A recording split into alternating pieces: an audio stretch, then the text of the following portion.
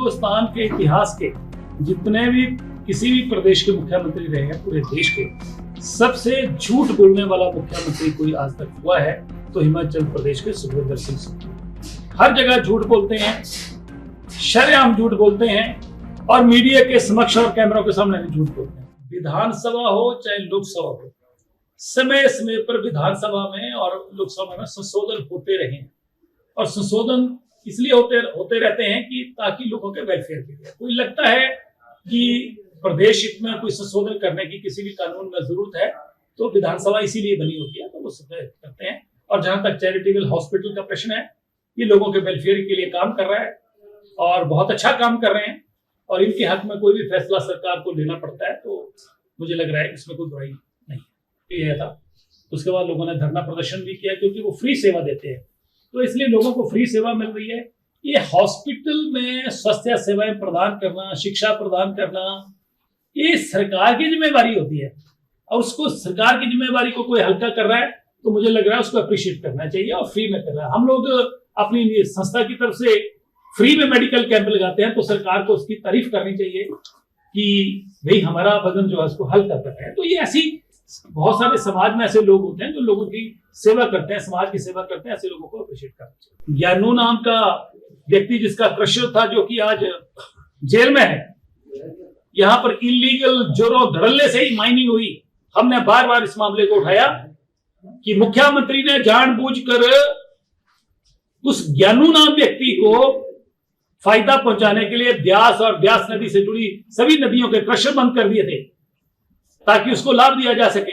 आज पता लगा है कि एक क्रशर की परमिशन थी, रात दिन धड़ल्ले से मशीनें चल रही थी, वहां पर खूब सारी करोड़ों रुपए की इलीगल माइनिंग हुई और वहां पर जो है एक क्रशर के साथ 2 और क्रशर इलीगल चल रहे थे बीच में और उसकी वीडियोग्राफी हो गई है। तो इस तरीके से मुख्यमंत्री अगर खुद ही इलीगल माइनिंग को संरक्षण देंगे, शरेआम हो रहा है, मुख्यमंत्री खुद उस ज्ञानू नाम के व्यक्ति को अपनी गाड़ी में ले जाकर खुद उसका दरवाजा खोलते हैं, इससे बड़ा तो सबूत क्या चाहिए। हमने बार बार कहा कि कांगड़ा बैंक में वन टाइम सेटलमेंट को लेकर बहुत बड़ा घोटाला हुआ, उसकी ऑडियो जारी हुई, मुख्यमंत्री ने उस मामले को दबा दिया।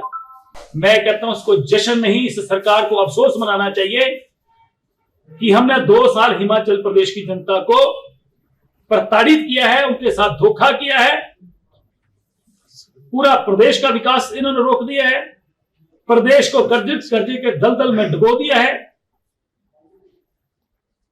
इस सरकार के मुखिया का काम है ना सरकार को कैसे चलाना। तनख्वाहें इनसे दी नहीं जा रही हैं, काम इन्होंने रोक दिए और यहां पर जो पीडब्ल्यूडी के डिवीजन है, आईपीएच के डिवीजन, इनमें सूची जा रही है कि इस व्यक्ति को काम देना है, इस व्यक्ति ने काम कर दिया, इसकी पेमेंट रोक देनी है। अरे ये सरकारी दफ्तर है, ये कोई प्राइवेट किसी का निजी दफ्तर है। सरकारी दफ्तर जहां की लोगों का खून पसीने की, टैक्स पेयर्स की जो पैसा है, कौन से दफ्तर चल रहे हैं, डेवलपमेंट हो रही है कि हिमाचल प्रदेश की जनता का टैक्स पेयर्स का पैसा है, इसको इस तरीके से इस्तेमाल कर रहे हैं जैसे इनकी अपनी निजी संपत्ति है। ठेकेदारों की लिस्ट जाती है, उनको ठेके दिए जाते हैं और जिन लोगों ने काम कंपटीशन में लिए हैं या पहले के किए हैं उनकी सारी की सारी पेमेंटें रुक दी हैं। विधायक भी ऐसे एक्ट कर रहे हैं और मुख्यमंत्री ऐसे एक्ट कर रहे हैं कि और एक्शन ये भी बोल रहे हैं कि भाई विधायक का मुख्यमंत्री का फोन आएगा तो पेमेंट होगी। तो भैया विधायक काय को बनाए और मुख्यमंत्री काय को बनाए, फिर उनको एक्शन और एससी और चीफ इंजीनियर लगा दो ताकि पीडब्ल्यूडी का काम संभालें। खूब सारी इस सरकार में भ्रष्टाचार हो रहा है। ये सरकार पांव से लेकर सिर तक पूरी तरह भ्रष्टाचार में डूब गई है और यहां पर जो है अपने चेहतों को रुपड़ियां बांटी जा रही हैं। और मुझे लगता है कि 2 साल का जश्न ये उसी तरीके से जिस तरीके से क्लेम कर रहे हैं कि 25 से 30 हजार की भीड़ होगी, मुझे लगता है कि पिछले कल भी मुख्यमंत्री को सराज की जनता ने ट्रेलर दिया है, भाषण देते रहे, खाली कुर्सियों को भाषण देते रहे, पूरा पंडाल खाली था और सिर्फ मात्र कर्मचारी, आंगनबाड़ी वाले कार्यकर्ता वो वहां पर बैठे थे और बाकी का तमाम पंडाल खाली था। आप देखिए अर्की में गए इनके मंत्री, गो बैक के नारे लगे, पांगी में गए, गो बैक के नारे लगे। अब लोगों के साथ धोखा करेंगे तो गो बैक के तो नारे लगेंगे। इसलिए ऐसी बुरी स्थिति, ऐसी माड़ी स्थिति जो है, मैंने किसी सरकार की हिमाचल प्रदेश के इतिहास में और देश के इतिहास में नहीं देखी, जो आज इस सरकार की हो चुकी है। और ग्राउंड पे, अखबारों में और सोशल मीडिया पे और अपनी जुबानी हीरो बन रहे हैं, और जमीन पे जो है वो लोगों की जो रिपोर्ट है उसमें जीरो बन रहे हैं। तो इसलिए 2 साल का ये जो जश्न मनाने की ये तैयारी में है, ये प्रदेश के खजाने को फिर से लुटाने का काम करेंगे। कोई इन्होंने ऐसा काम नहीं किया जिसके लिए जश्न मनाया जाए। जश्न की बजाय इनको प्रदेश की जनता से माफी मांगकर अफसोस मनाना चाहिए।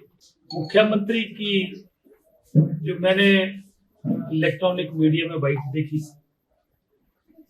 मैं बार बार इस बात को दोहराता रहा हूं कि हिंदुस्तान के इतिहास के जितने भी किसी भी प्रदेश के मुख्यमंत्री रहे हैं, पूरे देश के, सबसे झूठ बोलने वाला मुख्यमंत्री कोई आज तक हुआ है तो हिमाचल प्रदेश के सुखविंदर सिंह सुक्खू।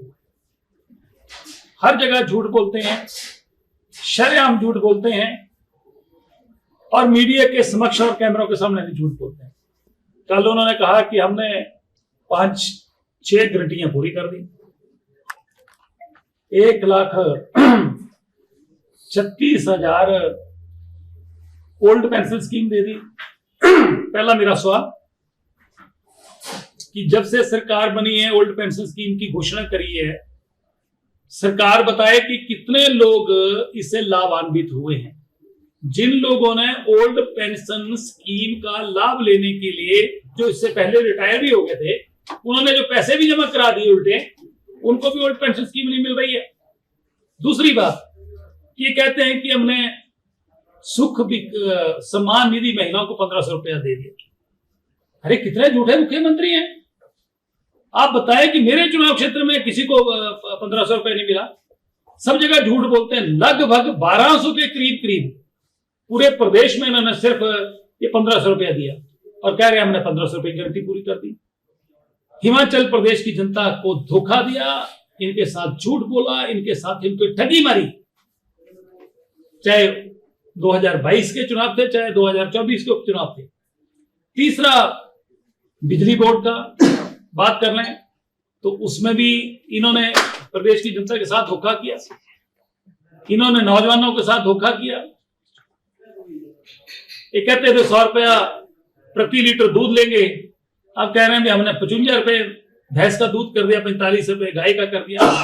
एक नंबर के झूठ बोलने वाले मुख्यमंत्री कि हिमाचल प्रदेश में इस सरकार में एक टोली ऐसी है जो कि NSUI यूथ कांग्रेस के समय से और कांग्रेस पार्टी के समय, कांग्रेस के समय से एक बदनाम टोली रही है, जिन्होंने गाड़ियों के इंजन बेच दिए जो पार्टी ने दी, बिलेरो गाड़ियां आई वो गायब कर दी, पार्टी ने FDआं करी हुई थी करोड़ों रुपए की वो खत्म कर दी।